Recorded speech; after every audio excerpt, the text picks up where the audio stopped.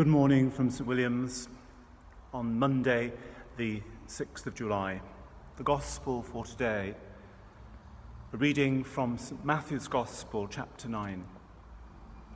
While Jesus was speaking, up came one of the officials who bowed low in front of him and said, "My daughter has just died, but come and lay your hand on her, and her life will be saved."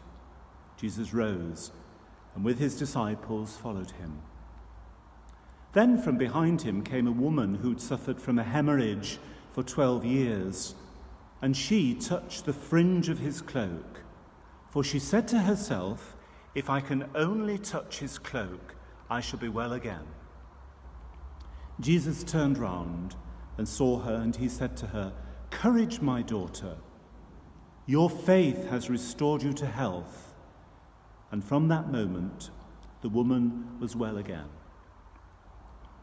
When Jesus reached the official's house and saw the flute players with the crowd making a commotion, he said, "Get out of here. The little girl is not dead. She's asleep." And they laughed at him. When the people had been turned out, he went inside and took the little girl by the hand. She stood up, and the news spread all round the countryside. The Gospel of the Lord. So my intention is to try and keep a daily message for you who are listening at home, even though our public masses have begun at least, and today, for the first time, a weekday Mass, 10 o'clock each day this week, which we hope people will come and, above all, I think, feel safe. There are safe seats in the church, many of the seats not being used, but designated safe places for us to come and to join in the worship of God.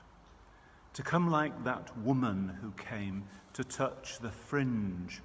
"If I can only touch the fringe of his garments, I'll be well again." Tremendous faith. And we come to Jesus with that same faith. We want to touch the Lord, in the depth of our hearts where the Lord is, in prayer, to touch the Lord. In the sacramental touch, the touch of the sacrament of forgiveness, absolution, the touch of the sacrament of the Eucharist, the receiving of Christ under the form of bread and wine.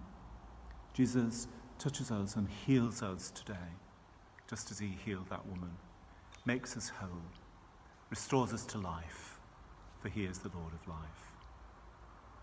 Reminded again, the great crucifix here reminds us that it was through his death on the cross that Jesus gave life. He gives life today by dying, by rising from the dead. Let's place all our hope and trust in the Lord, for he is the God of our salvation, of our life, of our resurrection. We place all our trust in the Lord.